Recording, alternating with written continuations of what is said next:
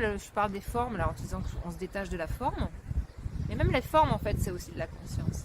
C'est elle-même qui se voit elle-même, en fait. C'est ça qui est beau, c'est que la conscience étant sans forme, infinie, éternelle, elle va aller jouer et se projeter en film, en forme, pour exister, tu vois, pour être. Et donc en fait, c'est un miroir, elle se reflète elle-même. C'est son seul moyen de se connaître, en fait. C'est son seul moyen d'exister. Sinon, elle ne le serait pas. Donc en fait, c'est premièrement de se retourner en soi. À l'intérieur de soi-même.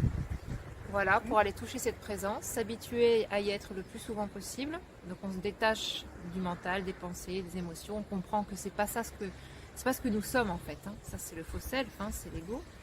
Bon, il est nécessaire, on va pas reparler de ça maintenant, mais une fois que tu as compris ça, que tu l'as vraiment conscientisé, tu reviens de plus en plus souvent dans cet espace-là.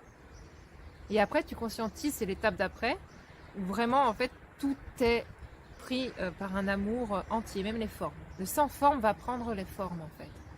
Donc tout va être un. Il n'y aura plus cette sensation de séparation entre la forme, l'objet et soi, c'est-à-dire la présence. Voilà, que te dire de plus, je ne sais pas si j'ai été claire. Si, pour moi tu as été très claire. Ouais. Donc voilà, si je peux peut-être donner un petit conseil, c'est de temps en temps, ou bien le matin avant de commencer sa journée, ou même dans la journée quand on a un moment, c'est de s'arrêter un petit peu et de se brancher vers cette présence. Juste pendant quelques instants. Tu vois, entre les pensées, entre les mots, juste aller toucher ce silence qui est en arrière-plan. Et là tout de suite ça lâche. Forcément, tu n'es plus dans l'histoire de l'ego, tu n'es plus dans les problèmes, tu n'es plus dans les conflits, tu n'es plus dans le questionnement, dans le jugement. Waouh, quel bien ça fait, mon Dieu. Et en fait, c'est là, c'est la vérité, c'est ce que nous sommes fondamentalement. Être dans le moment présent. C'est le présent. C'est que tu te rapproches du présent, parce que le présent n'est que dans la présence. Présent, présence, conscience. C'est ça. C'est ça, ce n'est que le 1.